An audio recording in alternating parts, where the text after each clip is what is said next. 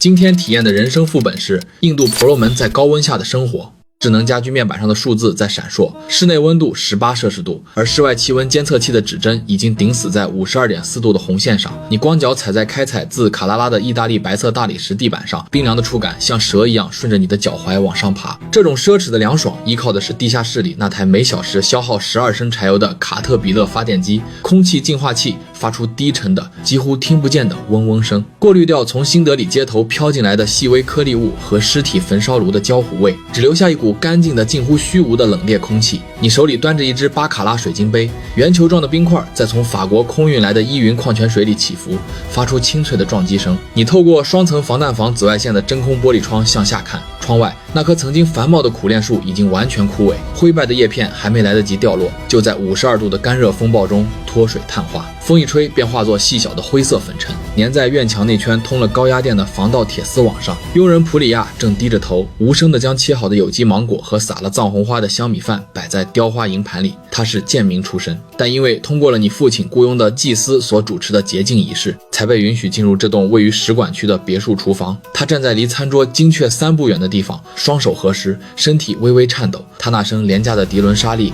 早已被汗水浸透，黏糊糊地贴在背部，散发出一种混杂着廉价椰子油和酸败汗液的气味。你皱了皱眉，往后靠在意大利真皮沙发上。他立刻会意，把头埋得更低，退回了没有安装空调的厨房通道。窗外传来一声沉闷的巨响，那是街角又一台变压器因为超负荷运转而爆炸。在雅穆纳河对岸的贫民窟里，现在应该已经断电断水整整4天了。但你不需要担心这些，你家大门外，一辆漆着德里水务局私营字样的巨大蓝色水罐车正在向你家地下的万生蓄水池注入清凉的地下水。这辆车是由你父亲直接向水务局高官支付了1.5万卢比现金调来的。而此时，距离你家不到500米的那口公用手摇水井旁，正有上百个抱着塑料水桶的女人在白炽的烈日下推搡尖叫，甚至为了几升浑浊的黄泥水而挥舞木棍。70岁的园丁拉姆正赤着脚站在滚烫的车道上，试图用一块湿毛巾擦拭你那辆豪车车身上的浮灰。他没有鞋，脚底板上那双已经穿了5年的廉价人字拖在52度的高温下已经融化，黑色的橡胶糊状物与它皲裂，发黑的皮肤粘连在一起，散发出塑料烧焦的恶臭，像一只被扔在旱地上的死鱼。每一次呼吸都伴随着喉咙里拉风箱般的干喘。你拉开沉重的柚木大门，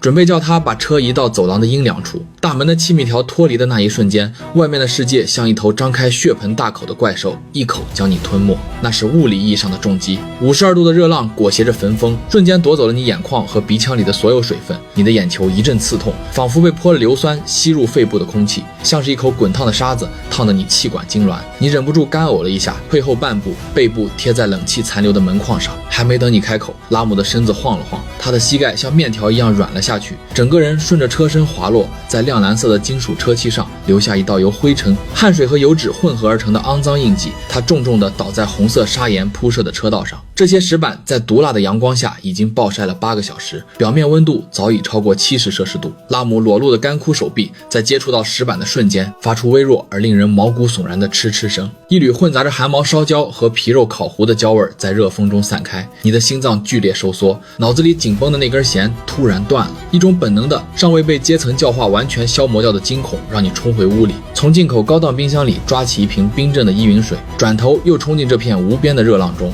你踩着考究的皮质拖鞋，感受着热气透过鞋底迅速传导上来的灼烧感。拉姆，你喊道：站住！一个冷漠优雅且不容置疑的声音从你身后传来。你的母亲站在半开的门缝里，她身上那件真丝卡夫坦长裙在室内冷气的吹拂下微微飘动。她画着精致的妆容，皮肤干爽，散发出香奈儿5号香水的冷香。别碰她，你疯了吗？她是达利特，她身上有病，把门关上，让保安去处理。她快被烤熟了。妈妈，石板在沸腾，你大声反驳，声音因为吸入干热的空气而变得沙哑。你低头看着拉姆，他的双眼已经翻白，只露出浑浊的带有血丝的眼黄，嘴角正不断涌出白色的泡沫。你试图蹲下去扶他，想把冰凉的矿泉水浇在他那张被太阳晒得起皮发紫的脸上。听到你的声音，已经处于半昏迷状态的拉姆身体突然剧烈地抽搐了一下，他那双浑浊的眼睛微微睁开。当他看到你那只干净白皙带着百达翡丽腕表的手正向他伸来时，他的脸上竟然浮现出一种比面对死亡更深沉的骨子里的恐惧。他用尽最后一丝力气，手脚并用地往后蹭，粗糙的皮肤在70度的石板上磨出鲜红的血迹，在车道上拖出2道黑红的印记。不，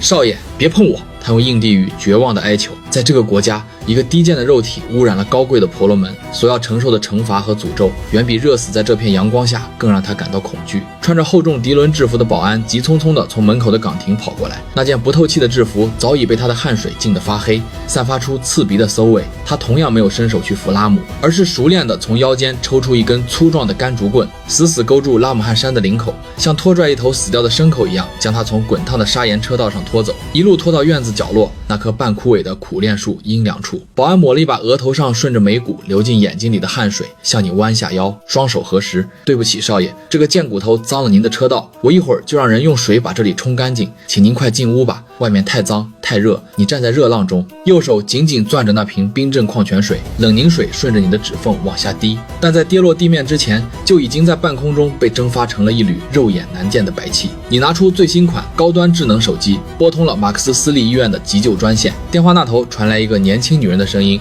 用极其标准带着英式口音的汉语温和地回答：您好，这里是专属贵宾专线，非常抱歉先生，由于极端高温天气，我们所有的救护车目前都在执行任务。目前有42位拥有白金会员卡的客户在排队等待。如果是您家属有轻微中暑症状，我们可以立刻为您安排线上视频诊疗，挂号费为5000卢比。不是我，是我的园丁。他晕倒了，皮肤在脱水。你喘着粗气说。电话那头沉默了大约2秒钟，原本温和的声音瞬间变得像手术刀一样冰冷而公事公办。非常抱歉先生，我们的私人医疗保险和救治服务不涵盖家政人员及无社保群体。根据规定，您可以拨打萨福达荣公立医院的电话，或者直接联系市政环卫部门的收尸车。祝您身体健康。电话挂断了。萨福达荣医院，你脑子里立刻浮现出那里的画面。走廊里塞满了赤身裸体的热射病患者，5、6个人挤在一张没有床单的铁架床上，没有风扇，没有干净的水，空气里弥漫着失禁的排泄物、气味和肉体腐烂的腥味。每一个小时都有几十具盖着白布的尸体被像垃圾一样扔进没有冷藏设备的后院卡车里。拉姆如果被送到那里，唯一的结局就是成为那个无名尸体堆里的一员。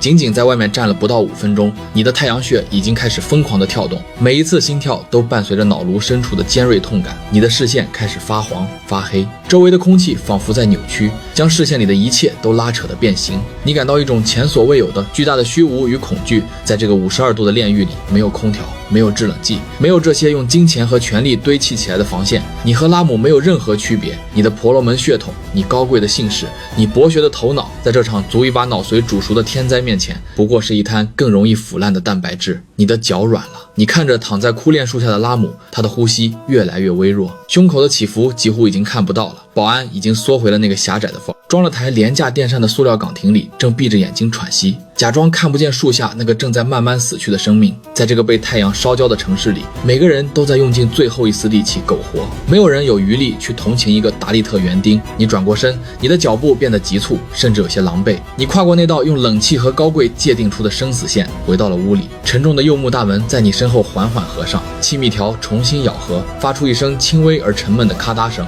那一瞬间，室外的尖叫声、遥远的救护车、警笛声、热风吹动落叶的沙沙声，全都被物理性的隔绝在外。18摄氏度的冷气重新包裹了你，像温柔的丝绸抚摸着你滚烫发红的皮肤。空气净化器继续无声的运转，将刚才带进来的一丝燥热和焦味迅速消融。你把手里那瓶已经变温的依云水随手扔在昂贵的大理石中岛台上。普里亚静默地走过来，低着头，用一块雪白干净的毛巾将水瓶上的冷凝水擦干，然后重新放回冰箱深处。随后他为你端来一杯崭新的冰镇柠檬薄荷水，杯壁上挂着完美的雾状水珠。你坐回真皮沙发里，极佳的支撑感让你紧绷的肌肉慢慢放松下来。你拿起平板电脑，屏幕上显示着昨天的股市分析。由于全城电力紧缺，柴油价格暴涨，你父亲名下的能源公司股票在今天开盘后又上涨了 4.8%。你喝了一口冰水，极度的冰凉顺着你的食道滑落，将你胸腔里刚刚燃起的那一丝微弱的近乎荒谬的愧疚与燥热彻底冻结。窗户的绿膜滤掉了刺眼的白光，让外面的世界看起来带有一种平静的虚假的忧虑。